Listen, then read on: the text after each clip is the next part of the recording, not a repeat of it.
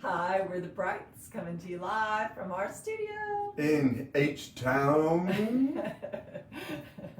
How's everybody doing? Good to see y'all. Yeah. Better to be seen than viewed. You know, when you said that, like I've heard you say You didn't even understand what for it meant. so many years that you have said it's better to be seen than viewed. And what does it actually mean? It means when you're viewed, you're usually in a coffin dead. Okay, so up until just a couple months ago, I think we were doing a live video when you finally broke the news to me that better to be seen than viewed. I thought it was like a stalker view, like stalkers viewing you, like a peeping Tom. It's better to be seen than viewed. And you're like, where do you get that from? I'm like, I don't know. I thought it was just this, like all kind of the vast books and all the knowledge you have. That's what you. Well, knowing your background and your I was like, never a stalker. No, but no. I didn't mean like that kind of background. I'm just saying, like, you always had such a warped sense of humor. Thank you, David. You're supposed to be edifying me right now. That's not. I'm just gonna put the shovel down at this point. Put the shovel down. Stop digging a hole. So I just meant because you watched. I mean, like you always had. Just a funny kind of sense of humor, and it was weird. A mortician joke book, yes. And Tammy, if you knew, Tammy just said mortician joke book, so probably need to write that. But one of the things I always wanted to be when I grew up was a mortician because I just thought it was the coolest. And you are. Career ever. You're bringing dead marriages back to life. But I can definitely work in a funeral home. That sounds so weird, I know. I used to actually work in a funeral home, and I love it. I don't think you could anymore. I think I could. I don't think so. I don't freak out about stuff like that. So I think it's really cool to watch. But anyway, so we did a video, our last video we did on conflict, on how to resolve conflict when you're actually in a conflict and things that you can do to make conflict not escalate, or things that you can do to keep it to where it's a conversation or a communication and not just a all-out full-blown fight. All right. So those are the topics that we're gonna discuss tonight, and you might see some of the issues and conflict that you might be having. You might be doing some of these things. Well, so this video is kind of like piggybacking on that one. It's what are some things we can do to avoid, we don't want to completely avoid conflict, because we always say without conflict there is no growth. We need to have disagreements, we need to be able to talk about things, but we don't always need to be arguing about everything and fighting about everything. Everything doesn't have to be a ping. And especially now with this season that we're in, I don't know when you'll watch this video, but just being the season that we're in right now, we're with each other a lot more. It's 2020, we're with each other a lot more than it's more than normal, and it's easier to get on each other's nerves. It's easier to have conflict. So the Bible says that life and death are in the power of the tongue. Life and death are in the power of the tongue. So what we speak out is real, and it will come to life or it will bring death. So what I would like or suggest, if you're watching this video, is to think to yourself, if that is true, which it is, what am I doing that is bringing life to my marriage, and what am I doing that is bringing death to my marriage? Well, our words should be edifying, so we're not going to do this in any particular order. We can just do whatever. We can talk about that, because that's one of the points that we have is that our words matter. And you hear us say that a lot too. We really believe in the power of what we're saying, that you can, like you said, you can build your house up with words, or you can tear your house down with words. And I think as women, especially with, the enemy wants to get to our spouse. He wants to get to the head. And if he can get to the head, then he can take the head down, he can break the family down. And so as wives, especially, I think we need to be really careful about praying for our spouse, which we're going to talk about that a little bit, but edifying our spouse. And it doesn't mean that they shouldn't be doing the same to us, but we can, I feel like, men seem to be more sensitive about words, and Richard's love language isn't words, but words hurt him more, and our son the same way, than they do. I don't know why. I don't know what, there's other things that hurt me more than just words hurt. So we need to be super careful about whether or not are we edifying our spouse, are we tearing them down, are we building them up? You're right, that goes both ways. Yeah. And am I a joy to be married with? Married to. And we say that a lot too. When you're saying something to your spouse, are you saying it how would you want it said to you? Like Misty just said, she's sensitive about words. To her, it's we're all sensitive, I think, to some point, because there's sometimes it hurts my feelings. I'm like, wow, where'd that come from? Mine is more of how he says it to me. Mine is more that he says things kindly and he says things caring to me. But there was something else I was going to say about the words. But it's just super important, I think, to make sure that we're speaking to our spouse. How would we want things? That's what it was. Right. How would we want them think to say it about to us? the household, that every day there is praise, and every day there is edifying words. Every day you hear good. Every day somebody is complimenting you. Every day you're getting attaboys just left and right. Think about how that house is, or how it could be. And then think about the house that you're never going to amount to nothing. Why do you always do this? You're the one that is responsible. You're tearing our family apart. You, man, you're a loser. You're addicted to drugs. You're an alcoholic. You got to get help. And believe me, when people are struggling with an addiction, you're not married to that person. You're truly married to that addiction. And what we're talking about now in conflict is not that deep. These are just the smaller issues. If somebody has an addiction, you're never, listen to me, you're never going to have a marriage that God intended you to have if you guys are struggling with an addiction, right? It's an unhealthy and you're never going to environment. help them get through an addiction. That's not even part of our thing that we're talking about, but we've been through that. We've been through the addiction part, and you're never going to, I could never get Richard to want to even feel good about himself, or to do better, or to even make those steps to go try to change by the way that I was always tearing him down. But I didn't know any better. To me, it was just like, wow, I'm not going to reward you with bad, you're doing bad behavior. I'm not going to tell you you're doing great. Like, I didn't understand that concept.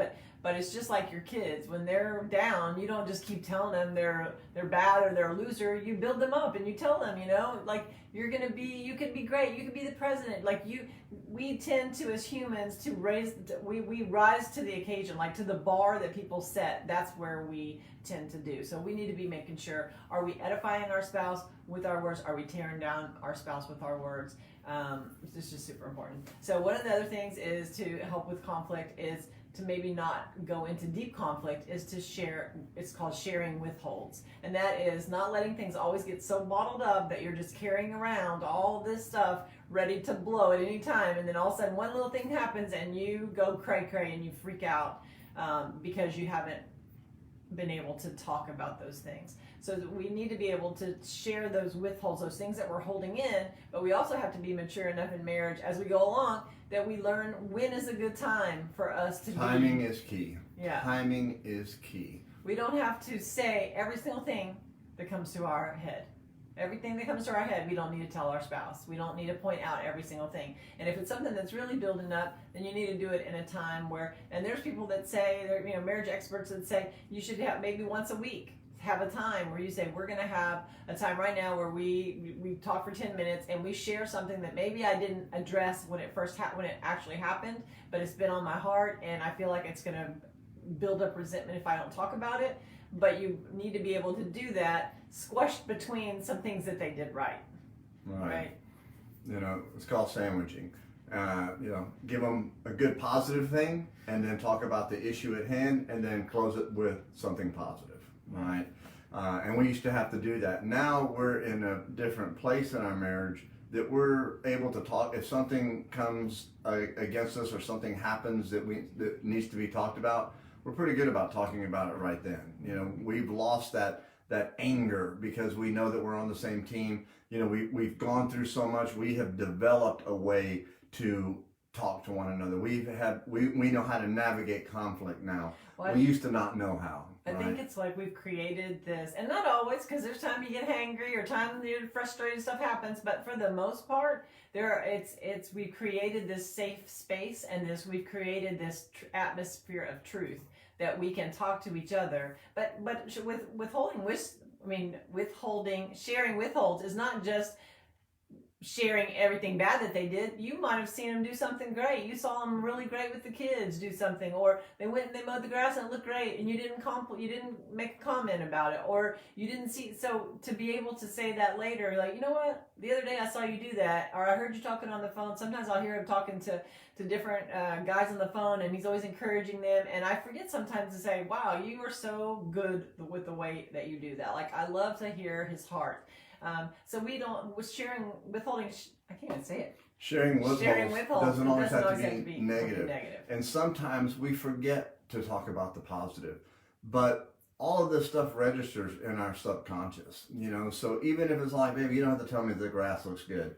You know, I know it does. But when she does, that's just another blink, and, you know, it's just another a dose into my love tank, another deposit into my love tank, right? And so I think both of our love tanks are full enough that, man, when you have to make a major deposit, and that would be something negative coming, or a withdrawal, something that's happening, there's something there. There's something there to give. It's not like you're both trying to take and there's nothing to give, you know, because y'all are both empty, you're both hurting. And we know couples that have been there. We have been there, where you think there is no hope for us. We can't, I mean, come on, guys. Drugs, alcohol, pornography, exes, you name it, we were going through it, right? And if we can get through it, there were certain things that we did, right? And it just didn't happen overnight. This has been a process, and it's an ongoing process. We started this a few years after we got married. We started going to church. We started to learn different things. We got plugged into classes. We started reading books. We started talking. And 17 years later, we're not where we want to be, but man, we're so far removed from where we used to be.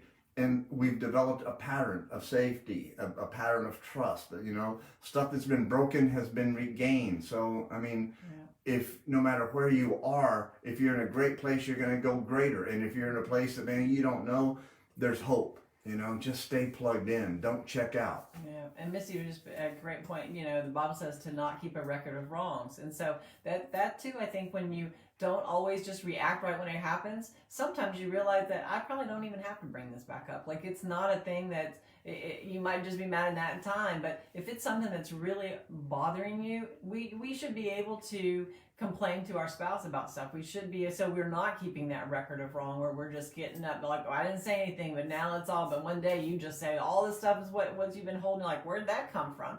You know, we need to be able to just talk. You know, that's all I used to tell Richard. I just want us to be able to talk like grown-ups. I just want us to have that you know what? Think about that, though. What if every day that we got up in our life, you started the day out with everything that I had done wrong in the marriage?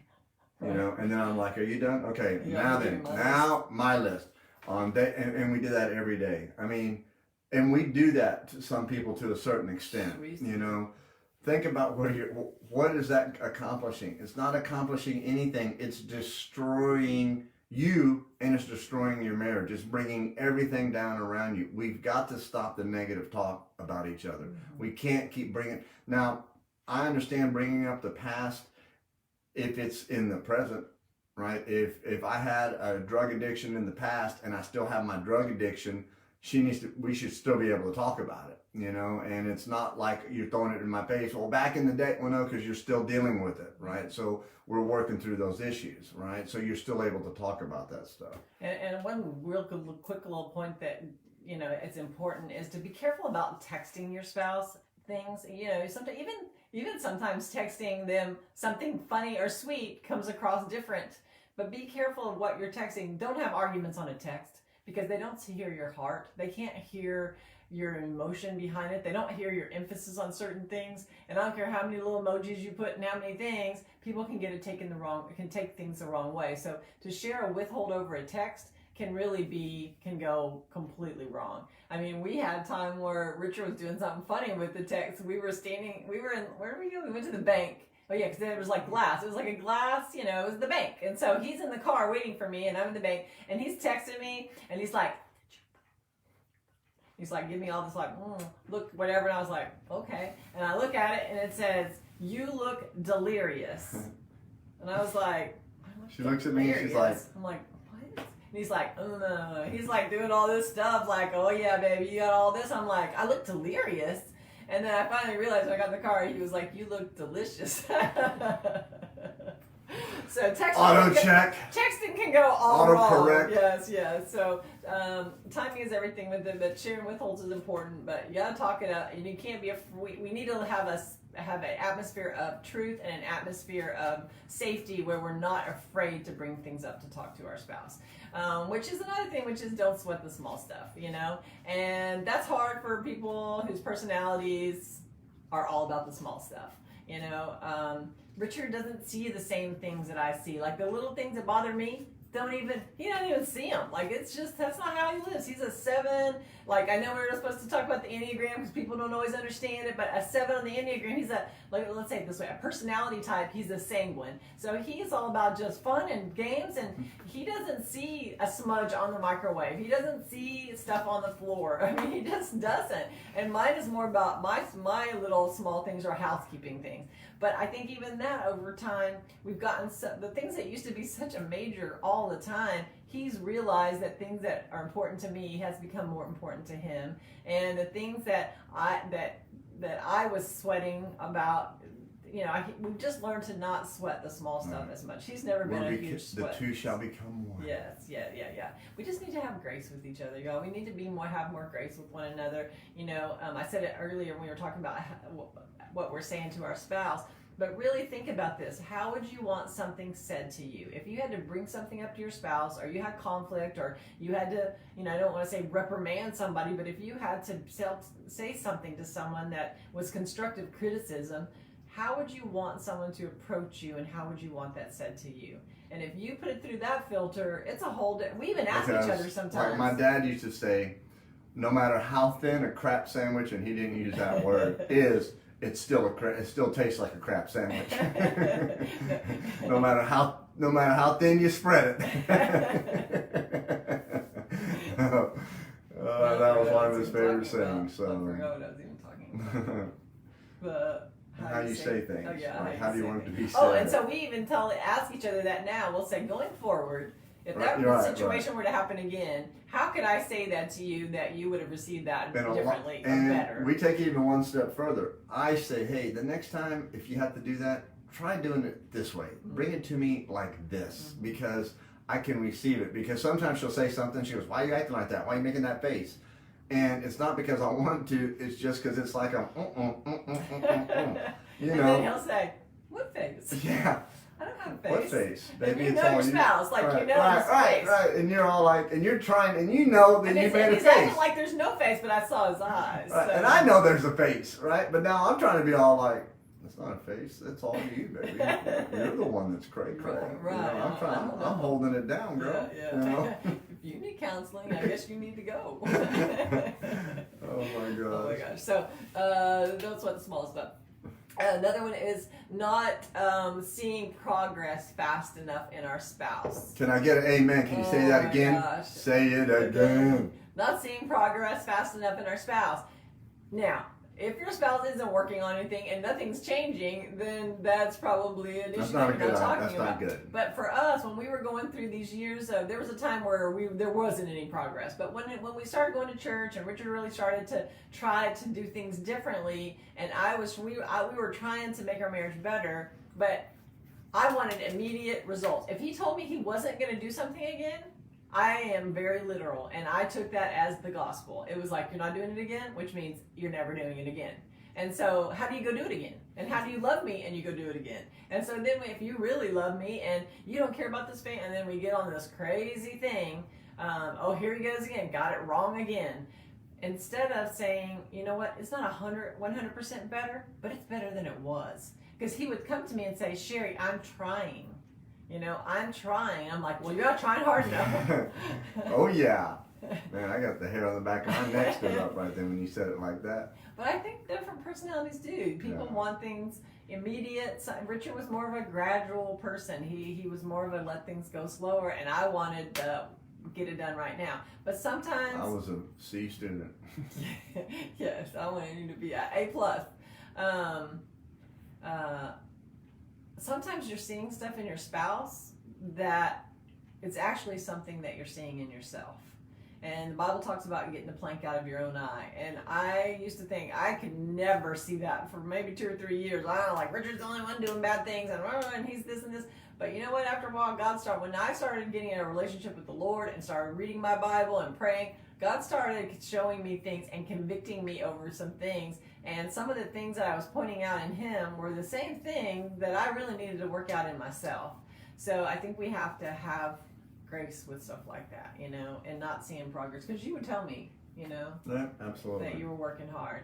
And then you would get discouraged. Right, because, you're not working, because if you were working, you wouldn't be doing these things. And, oh my gosh, once again, you're either building your house or you're destroying it with your words. What if it would have been, and it did, eventually it did get to there.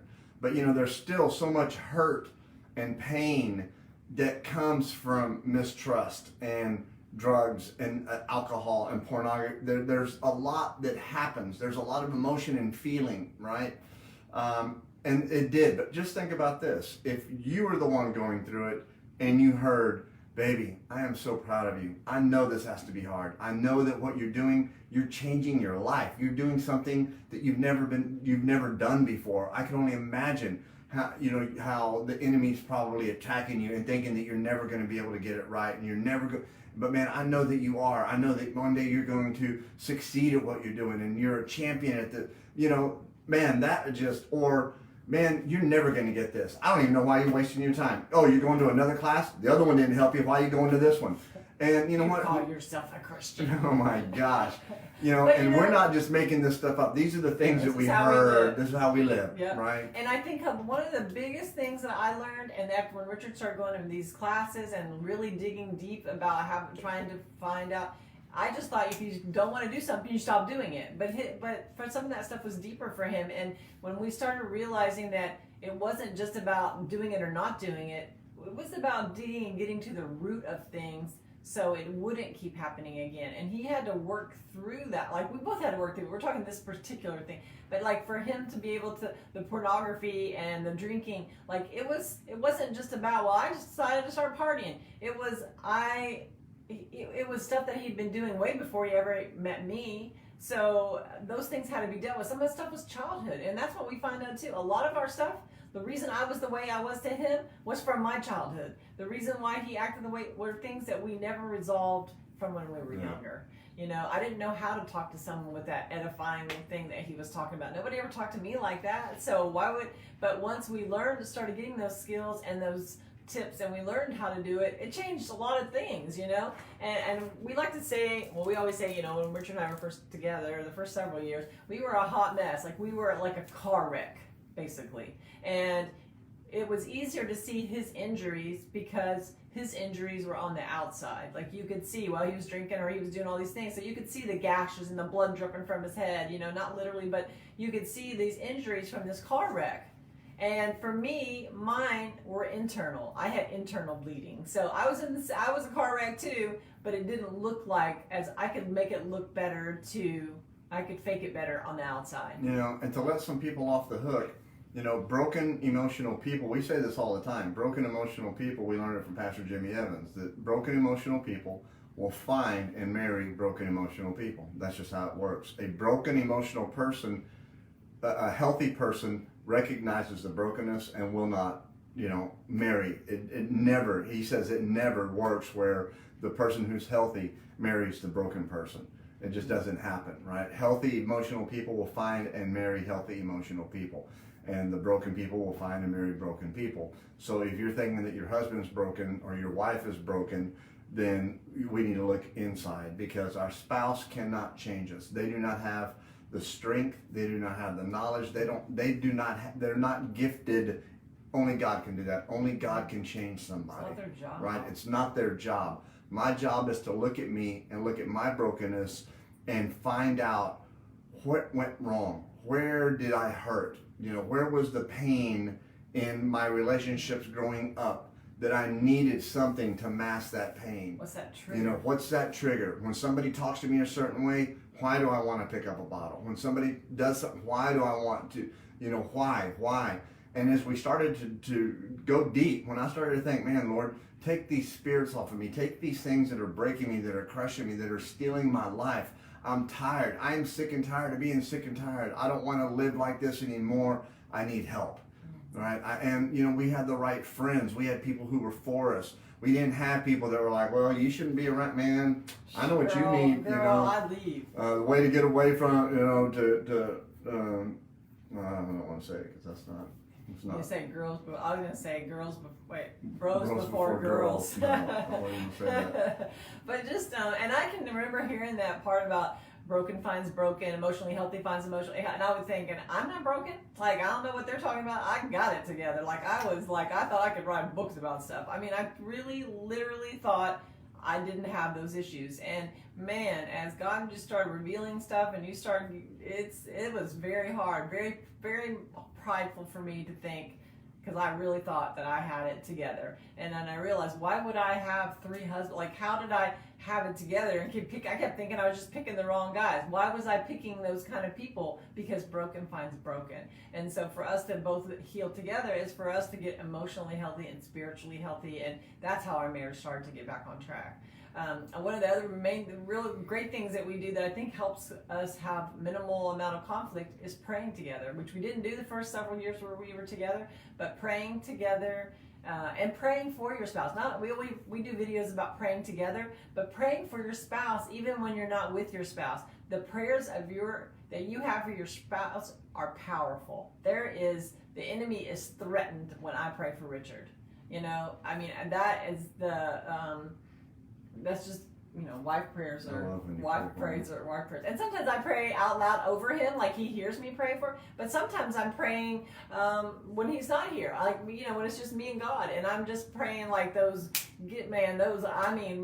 casting out some stuff, keeping the devil away from our house. And, the devil wants to destroy your family. He wants to get to the head. If he takes the head down, then the family can go down. So as a wife, we should be stepping in there and praying powerfully for our spouses. I know he does it for me. He did it for me for years before I ever did it for him. But the Bible says that we should pray without ceasing, and we should pray for everyone, all of our people. We should be praying in up seasons and down seasons, all seasons we're supposed to be praying. And even when you're angry at your spouse, or you're mad, or you think they don't deserve it. Yeah. And it's not like, Lord, you better fix him, I'm going to kill him. Yeah. Not that kind of prayer. Well, I used to pray all the time that God would fix Richard. Like just, Lord, if you would just fix him, and you do this and this and this, Lord, and you do it, whatever, we'd be fine. But it was like, God was like, maybe you need to fix you. We need to work on you, and I'll take care of Richard. And so that's just powerful prayers. Nothing like praying for your spouse. And then the last thing is having your heart in the right posture. Is your heart, do you have to be right all the time? Do you have to have the last word all the time? Do you have to prove your point that you're right? Or do you want to be right, or do you want your marriage healthy and whole? You want it to be well. Take healthy and whole. Yeah. And we used to do that a lot. Oh my gosh, that's called dying to self. We competed about. Remember how we used to be like? We would everything, show each other. I can make the best. I can make the best salad. No, I can't. Oh, you haven't tried my chicken. My chicken salad is better than your chicken. We competed on everything. Or if we read something, and I would say, no, you're wrong. I read it this way, and let me go back, and I'd have to go research to find it so I could prove to him. Somebody was keeping a record of wrong. Yes. But we did that. Now we do it kind of funny sometimes, but we can actually talk to each other in a different way. But do you want to be healthy and whole, or do you want to be right? Because if you're right, then that means your spouse is wrong. If you're winning, that means he's losing. So we both want to be edifying each other, so we're all winning, What's your end game? What's the end game that you want from this? Wholeness or your need to be right? Which one? And so we're all on the same team, guys. We're wearing the same jerseys. We say that all the time. And there's hope, man. Yeah. Don't throw in the towel. Do not throw in the towel. Man, now's the time to press in. Now's the time to make life-changing decisions that are going to benefit your family, that are going to change generations. Now's the time. Our buddy Joel Mom, who wrote the book with us, he says the best time to plant a tree was 20 years ago, but the second best time is today. So man, let's get these trees planted, and let's continue to look for the roots and the weeds in our marriage. Let's look how we talk to one another and how we're edifying and building each other up. And if you're saying, man, my spouse doesn't do that to me, then you be the spouse. You be the spouse that edifies the other spouse and see what it does for you. When you start to edify the spouse, that you feel when you start to be that person, all of a sudden something starts to change in your heart, right?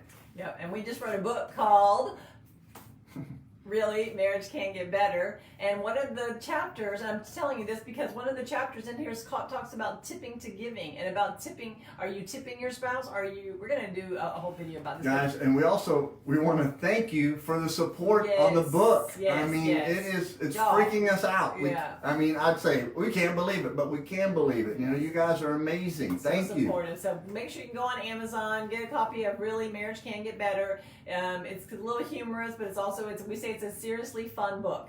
And we appreciate that. If you guys make sure you share our videos, that's a huge thing for us. We always forget to say that, but please share our videos, comments. We like to hear things. We have other things. If you text the word BRIGHT, BRIGHT, to 66866, we'll give you all the information we that can you send need. you free videos, the links to all kinds of stuff. So we love you guys. Thank you, and we'll see you next week. 2020, still our year. Yeah, it is. Still our year. Yeah, it is. See ya. Bye.